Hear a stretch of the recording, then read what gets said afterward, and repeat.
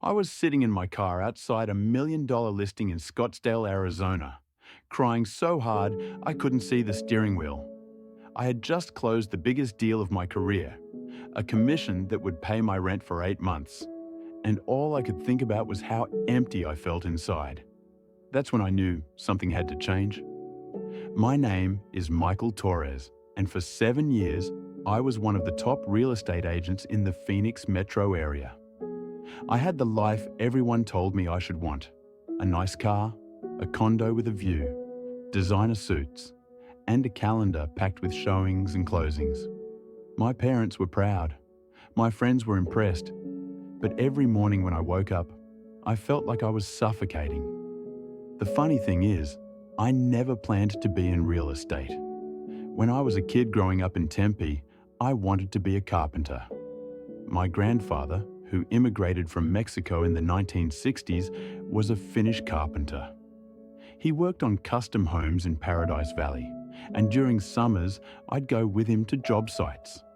I remember the smell of fresh-cut wood, the sound of his hand plane shaving down a door frame, the way he'd run his fingers along a piece of furniture to check if the joints were tight. "Mijo," he'd tell me, "when you build something with your hands, you leave a piece of yourself in it. Long after you're gone, that piece will still be here." I loved watching him work.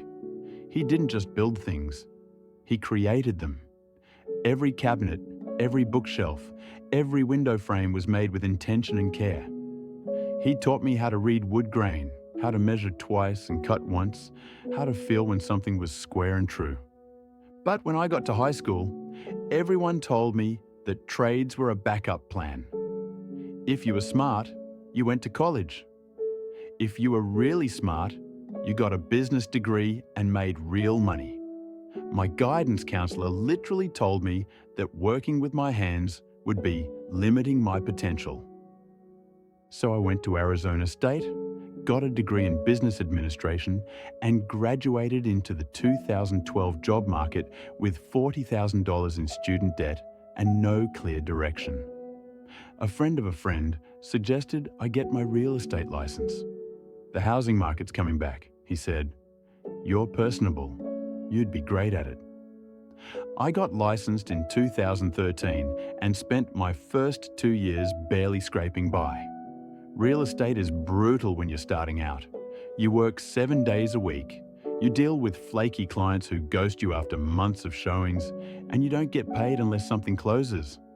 I was living on ramen and protein bars, splitting a 2-bedroom apartment with 3 other guys, wondering if I'd made a huge mistake. Then, in year 3, something clicked. I figured out how to work my network, how to market myself on social media, how to make people trust me with the biggest purchase of their lives. The deals started coming. First a few, then a steady stream. Then more than I could handle. By year 5, I was making 6 figures. By year 7, I was making more than my parents had ever made in their best years combined. But here's what nobody tells you about success. It doesn't automatically make you happy. I was working 80-hour weeks. My phone never stopped ringing. I was always on, at dinner parties, at the gym, at my nephew's birthday party. Every conversation was a potential lead. I scheduled showings around other showings, squeezed in inspections during lunch, wrote offers at midnight. I had a girlfriend for about 6 months before she told me I was married to my phone, and left. The worst part wasn't even the hours. It was the emptiness. Every day I helped people buy houses, but I wasn't building anything. I was a middleman, a facilitator, a transaction coordinator. I'd show up at closings with my professional smile, shake hands, hand over keys, and collect my check. Then I'd move on to the next one. Nothing I did left any mark on the world except for digital signatures on PDFs. I started having anxiety attacks. The first one hit me during an open house in North Scottsdale. I was standing in this gorgeous custom home, all floor-to-ceiling windows and imported Italian tile, and suddenly my chest got tight and I couldn't breathe. I excused myself, sat in my car for 20 minutes doing breathing exercises I found on YouTube, then went back in and sold the house that afternoon for $50,000 over asking. That's when I started wondering, what the hell am I doing? The breaking point came on a Tuesday in March. I had back-to-back showings all day, and my last appointment was at a historic home in the Arcadia neighborhood. It was built in 1947, a classic desert ranch with original details. But what caught my attention was the built-in dining hutch in the breakfast nook. It was walnut, hand-carved, with dovetail joints you could barely see.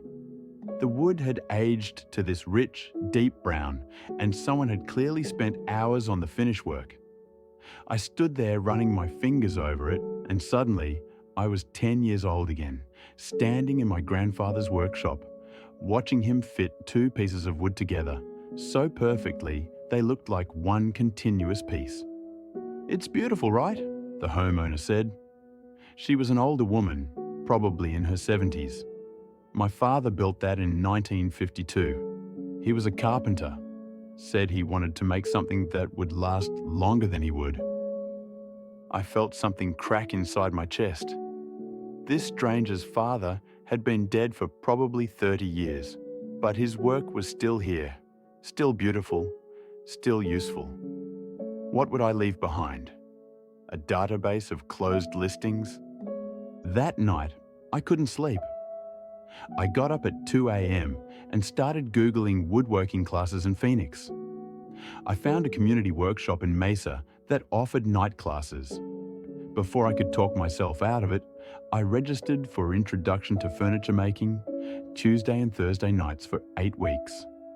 My first class was awkward as hell. I was the only one there in dress pants and a button-down shirt because I'd come straight from a showing. Everyone else was in jeans and work boots. The instructor, a guy named Pete who'd been building furniture for 40 years, asked us to introduce ourselves and say why we were there. "I'm Michael," I said. "I'm in real estate. My grandfather was a carpenter and I guess I just want to build something." Pete nodded like he'd heard that before. "A lot of people come here feeling that way," he said. "You'll either love it or you'll hate it. Wood doesn't lie. You can't bullshit your way through a dovetail joint." He was right. That first night, we worked on basic hand tool skills. How to use a hand plane, how to sharpen a chisel, how to mark and cut a straight line. I was terrible. My lines wandered. My cuts were crooked. My hands, soft from years of shaking hands and typing on laptops, got blisters. But I loved every second of it. For the first time in years, I wasn't thinking about my phone. I wasn't checking email. I wasn't networking or strategizing or optimizing. I was just focused on the wood in front of me, trying to make my cut match my line. When I finally got a piece square and smooth, I felt this surge of satisfaction that I hadn't felt since I couldn't even remember when. I started going to the workshop outside of class. I'd finish a showing at 6 p.m., change in my car, and head to Mesa to work on projects until midnight. I built a simple cutting board first, then a small side table, then a bookshelf for my apartment. Each project taught me something new. Each piece of wood felt like a puzzle to solve. My real estate business started to suffer. I stopped responding to emails as quickly. I turned down clients. I cancelled showings to make it to the workshop. My broker called me in for a check-in and asked if everything was okay. "I'm fine," I lied. "Just needed to balance things out a little." But the truth was, I wasn't fine. I was falling in love with something that wasn't real estate, and I didn't know what to do about it. The moment of clarity came 4 months into my woodworking journey. I'd been commissioned by a friend to build a dining table, my first real paid project. I spent 3 weeks on it, working every night and all weekend. I used reclaimed maple from an old gym floor, joined the top with breadboard ends, finished it with 5 coats of hand-rubbed oil. When I delivered it to their house and saw it in their dining room, their kids running their hands over the smooth surface, I realized something. This was what my grandfather had been talking about. I'd left a piece of myself in that table. It would outlive me. Decades from now, maybe generations from now, someone would sit at that table and eat dinner, do homework, have conversations, celebrate birthdays. And they'd be sitting at something I'd made with my own hands. That same week, I closed a deal on a $1.3 million house in Arcadia. It was a smooth transaction, good commission, happy clients, and I felt absolutely nothing. I knew what I had to do. I just didn't know if I had the guts to do it. The practical part of my brain made all the rational arguments. Real estate was secure. I had a reputation, a client base, a steady income. Furniture making was risky. How would I make money? What about health insurance? What about my student loans? What would people think? But there was another voice, quieter, but more persistent, that kept asking, what if you don't? What if you spend the next 30 years in real estate, making good money and feeling dead inside? And then you're 60 years old, wondering what your life could have been. I called my mom first. She'd always been supportive, but I knew this would worry her. I was her success story, the kid who went to college, who wore a suit to work, who made good money. "Mijo, are you sure?" she asked after I explained my plan. "You worked so hard to build your business." "I know, Mom, but I'm not happy. I haven't been happy in years." There was a long pause. Then she said something I didn't expect. "Your father and I, we always wanted you to have an easier life than us. That's why we pushed you toward college. But your abuelo, he used to say that a man who works with his hands and loves what he does is richer than a man who makes $1 million doing something he hates." I started crying right there on the phone. "If this is what makes you happy," she continued, "then you should do it. Life's too short, mijo." I gave my broker 3 months' notice. I finished up my current listings, referred my clients to other agents, and posted on social media that I was closing my real estate practice to pursue furniture making full-time. The responses were mixed. Some people thought I was brave, others thought I was crazy. A few asked if I was having a midlife crisis at 32. The last showing I ever did was in late September. It was a beautiful modern home in Paradise Valley, and as I walked through it with the clients, I realized I was looking at the built-ins and custom woodwork more than the square footage and price per square foot. I closed the deal, collected my final commission, and drove home feeling lighter than I had in years. I used my savings to rent a small workshop space in an industrial area near Tempe. It was nothing fancy: concrete floors, fluorescent lights, a roll-up door that stuck. But it was mine. I invested in proper tools: a table saw, a jointer, a planer, a router table. I bought wood from local suppliers, salvaged materials from renovation sites, learned which species worked best for different projects. The first 6 months were terrifying. I had almost no income. I took odd jobs to pay rent, installing cabinets for contractors, building custom closets, repairing furniture for people I'd met in real estate. I ate a lot of rice and beans. I stopped going out. I cancelled my gym membership and started running in the neighborhood instead. But I was happy.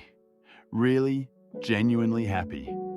I'd wake up at 6 a.m. excited to get to my workshop. I'd work until midnight on projects, losing track of time completely. I learned new techniques from YouTube videos and online forums.